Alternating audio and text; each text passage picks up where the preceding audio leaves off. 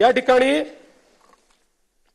सरकारी कार्यालयांचं नुकसान तर आहेच, पण सामान्य जे नागरिक आहेत यांच्या गाड्या तोडल्या, टू व्हीलर तोडल्या, दुकानं तोडली, त्याचं देखील प्राथमिक नुकसान 1,89,54,400 कोटी रुपयाचं आहे।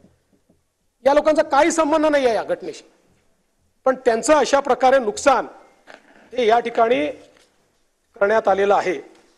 पण हे सगळं होत असताना एक विषय सातत्याने या ठिकाणी आला, कोम्बिंग ऑपरेशनच्या संदर्भात।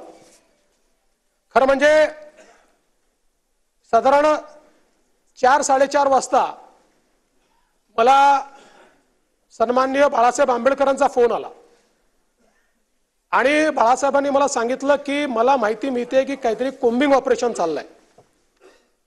मी तात्काळ पोलिसांशी बोललो, त्यांना म्हटलं कशाचं कोम्बिंग ऑपरेशन करताय? म्हणाले आम्ही कोम्बिंग ऑपरेशन करत नाही, जे अपॅरेंटली दिसतायत व्हिडिओ त्यांना आम्ही पकडतोय। मी त्यांना म्हटलं त्याचाही संदेश चांगला जात नाही।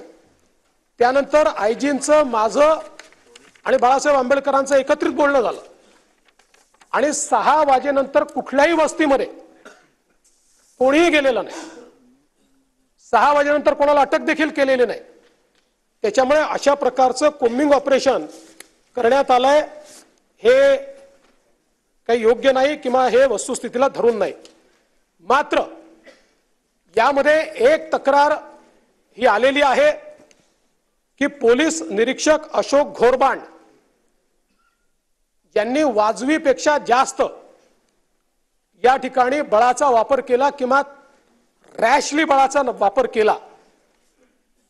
निश्चितपणे याची चौकशी केली जाईल आणि चौकशी होतपर्यंत अशोक घोरबांड यांना त्या ठिकाणी सस्पेंड केलं जाईल आणि त्यांना सस्पेंड करून याची चौकशी पूर्णपणे केली जाईल की त्यांनी वाजवीपेक्षा अधिक अशा प्रकारचा या ठिकाणी बळाचा वापर केला आहे का। दुसरा एक मुद्दा या ठिकाणी आला, वत्सलाबाई मानवते या महिलेला मारहाण करण्यात आली। मुळामध्ये ही जर घटना आपण बघितली तर या ज्या आमच्या भगिनी आहेत वत्सलाबाई, या हायपर ॲग्रेसिव्ह होत्या आणि त्या ॲग्रेशन मध्ये त्यांनी आपल्या एका महिला कॉन्स्टेबलवर हल्ला केला। त्याचे सर्व साक्षी पुरावे आहेत आणि त्या महिला कॉन्स्टेबल ऍडमिट आहेत आणि त्याही मागासवर्गीय भटक्या विमुक्त आहेत। म्हणजे आपण पोलिसांची जात पाहत नाही।